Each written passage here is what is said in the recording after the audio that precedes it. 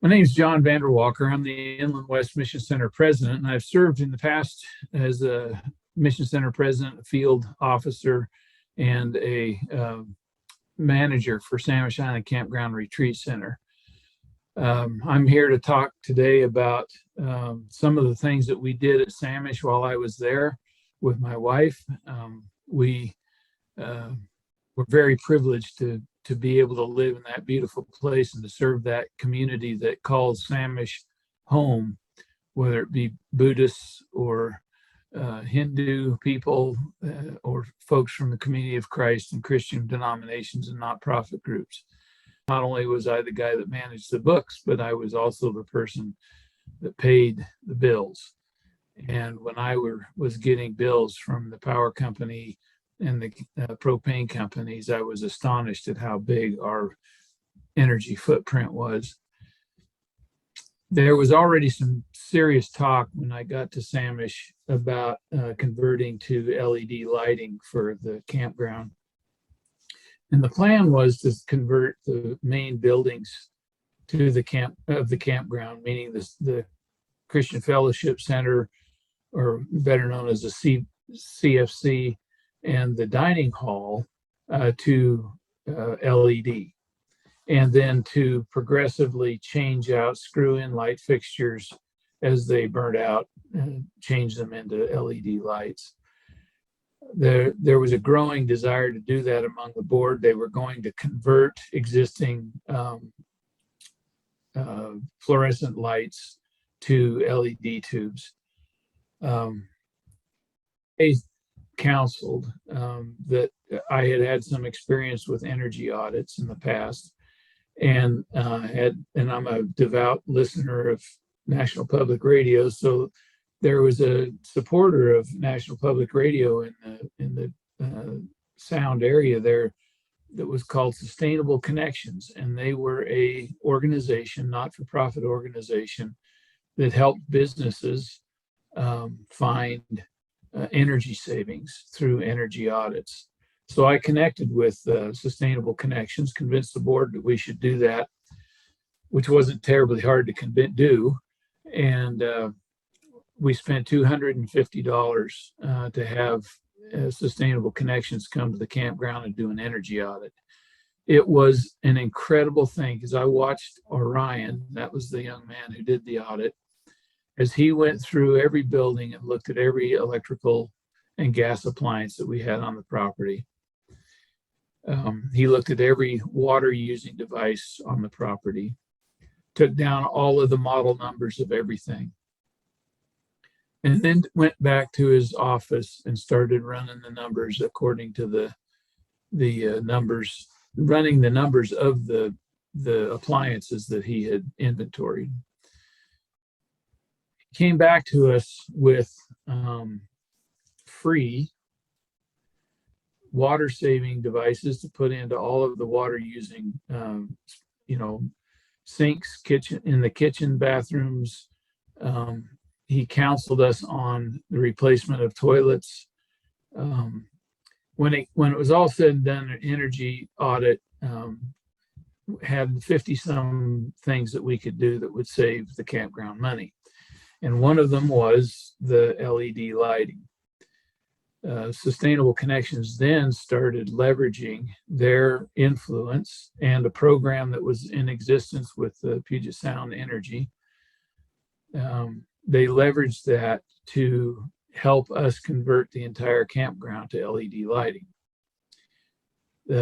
Sustainable Connections gave us enough screw-in LED light bulbs to convert every fixture in the campground that was a screw-in fixture with a screw-in LED light. And then they got PSE to cost share with us to not upgrade the existing fluorescent fixtures, but to replace all of the fixtures in the campground that were fluorescents with LED lighting. The projection was that we would be able to pay for this upgrade in about 5 to 7 years. After the first summer running with these new lights, I saw, because I was keeping the books, that we were saving about $13 a day in electricity, which is reflects directly into a carbon footprint. So as I started doing the math, we actually paid for that expansion of lighting, and I believe it cost the campground about $13,000 for that, and we paid for it in 3.5 years instead of the 5 to 7 years that we had projected. We began saving a lot more water because we put in all of these water saving devices that were given to us. When we remodeled one of the bathhouses, we bought 0.8 gallons per flush, 0.8 gallons per flush toilets that were very, very good toilets. As the manager and caretaker of the property, I really appreciated those new fixtures because that reduced my maintenance labor quite a bit. And it was nice to have, all the same kind of fixtures all the time in every place. We eventually started replacing the toilets in the CFC too with these efficient toilets.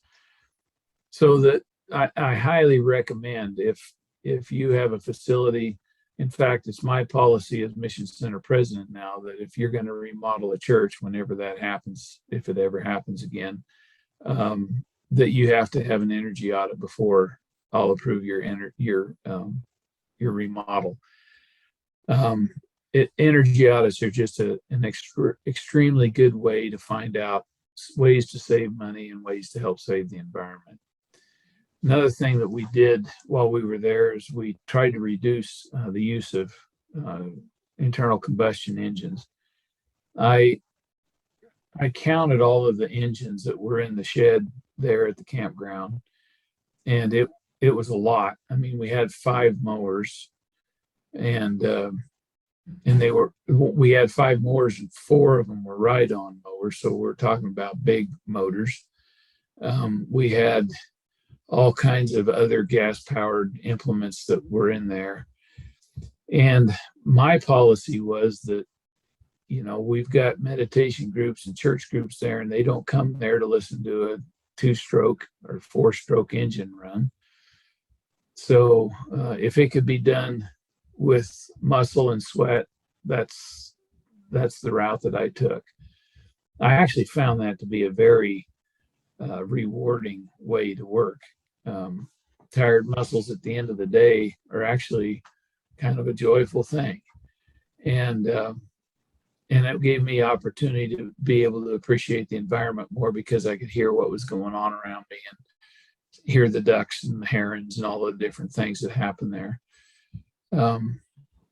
It's my belief that our properties are a way for the church to witness of the kingdom of God. And we do that in a lot of ways. When we reduce our carbon footprint, when we make sure that anything that leaves the campground is as benign as possible. One of the things that we noticed at the campground was the dumpsters full of stuff going off the campground. So we started composting. And then my wife and I started a little chicken business, and we started running a lot of the kitchen waste through our chickens. And that produced fertilizer that we actually were putting on the campground because our chickens were traveling across the campground during the year. Just ways that we could, minimize our impact. We began to look at the property as this giant solar collector that has plants on it that are collecting energy and storing carbon. And there were ways that we needed to enhance that. Some of that had to do with ivy eradication, because ivy is an invasive species and kills the bigger trees. So we worked on that. Now there's a small herd of goats that live at Samish Island on the church property, and one of their main diets is ivy. and blackberries, which were two of the main invasives that we had to deal with. So we did quite a bit of stuff there. A lot of it was between our ears, and we helped people understand their impact. People would ask about the weeds in the lawn, and my policy was that I was not going to spray weeds. I was not going to use any herbicides. I was not going to use any artificial fertilizer. And we noticed in the 3 years that we were there an increase in the number of pollinators on the property. So that was just because we had some clover and dandelions and stuff growing in the grass. We also did not have an aggressive. We didn't have any aggression at all towards the moles and gophers that were on the property. One of the things that we did when we first moved to Samish was my wife and I took a holistic management course through an agricultural company that is based on holistic management and sustainable farming. And we learned that the worms and the gophers are a very important part of the aeration of the soil and the transfer of nutrients from deeper in the soil to the top of the soil so that the plants can utilize them.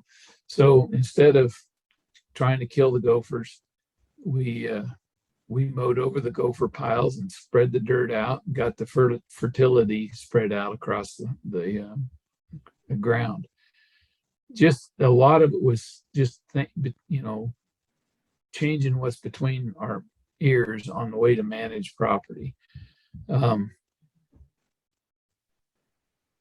So I think that this witness of Christ that we have in our properties is a way for us, and people notice when you start operating differently. They'll ask you a question, why aren't you spraying the weeds, or why are you not getting aggressive with those hornets or those yellow jackets?